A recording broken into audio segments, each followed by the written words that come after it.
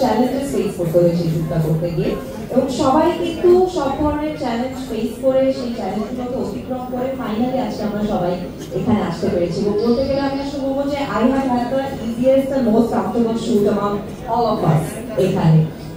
এবং এরকম অসাধারণ একজন আর্টিস্টের সাথে কাজ করতে পারাটা আমার জন্য অনেক সৌভাগ্যের একটা ব্যাপার ছিল, এবং ইন্টারেস্টিং একটা ক্যারেক্টার পোর্ট্রে করাটা, যেটা আমার আগের অন্যান্য সব গতানুগতিক চরিত্রগুলো থেকে অনেক ডিফারেন্ট ছিল, কিন্তু তার সাথেও আবার কোথাও না কোথাও আমার সাথে কিছু মিল ছিল।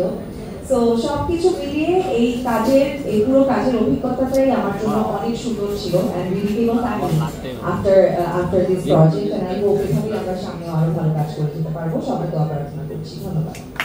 অনেক ধন্যবাদ সারা লোককে। এখন অভিজ্ঞতা শেয়ার করার জন্য সবাইকে অনেক ধন্যবাদ আজকের এই আয়োজনে আসার জন্য।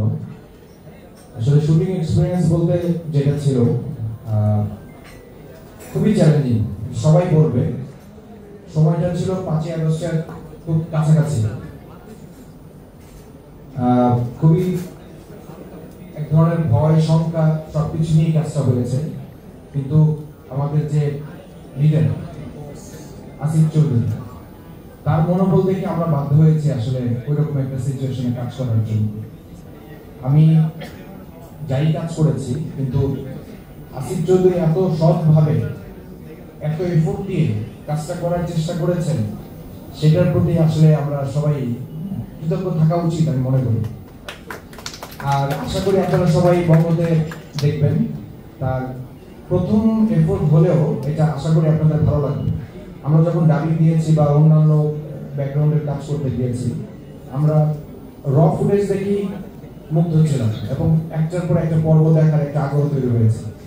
তা আশা করি এখন পুরো কাজটা কমপ্লিট, সবকিছু মিলিয়ে আপনারা দেখবেন, আশা করি ভালো লাগবে। অনেক অনেক শুভকামনা আসিফ চৌধুরীর জন্য। অনেক ধন্যবাদ হাসান রিপন ভাইকে।